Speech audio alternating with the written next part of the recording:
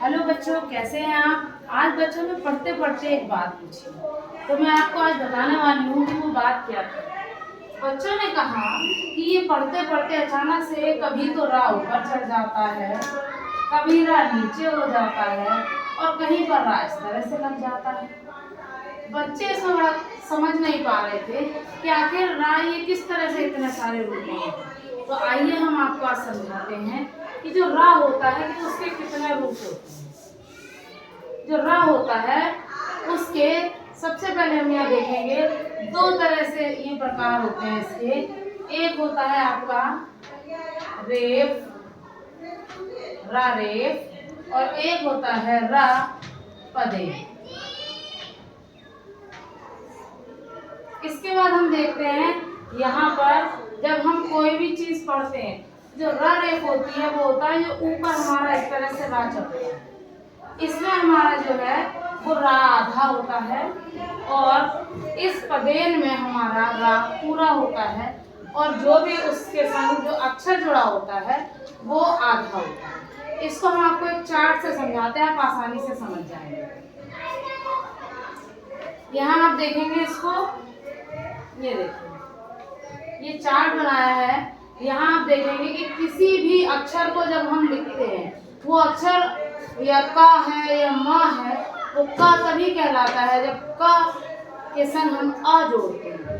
तो इसी तरह यहाँ पर हम ये देखेंगे कि ये जो इस तरह से संख्या है इसको हम बोलते हैं खड़ी पाई और ये होता है सिरोही। जो हमारे रा के होते हैं वो दो तरह के रूप, जैसे मैंने आपको यहाँ बताया, एक होता है रेफ रा और एक होता है पदेन रा।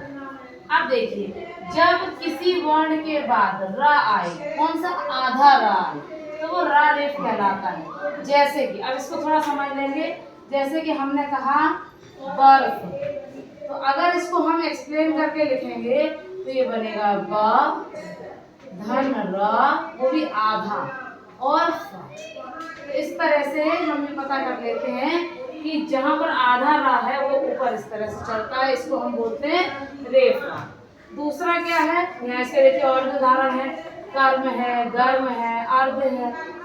इसके और भी यहाँ बहुत सारे उदाहरण लिखे हुए हैं, आप देख सकते हैं। अर्थ, पर्वत, बर्तन, धर्म, बहुत सारे उदाहरण लिखे हुए हैं। इसके बाद आप देखेंगे कि रा जो पदेन होता है, पदेन यानी पद की ओर यानी कि नीचे की ओर, जो पदेन रा होता है वह पूरा बना हुआ होता है।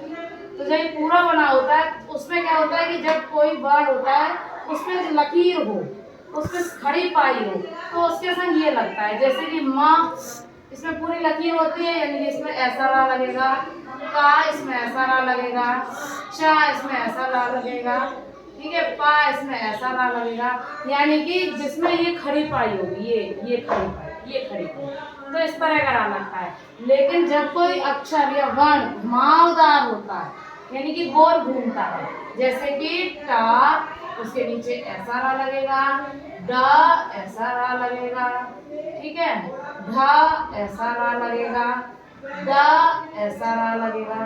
तो इससे हमको पता चलता है कि कहाँ पर हमें नीचे इस तरह का रा लगाना है और कहाँ इस तरह का लगाना है। इसके उदाहरण भी दिए, ये देखिए प्रेम, क्रम, ग्राम, ये इस तरह से इसके उदाहरण है।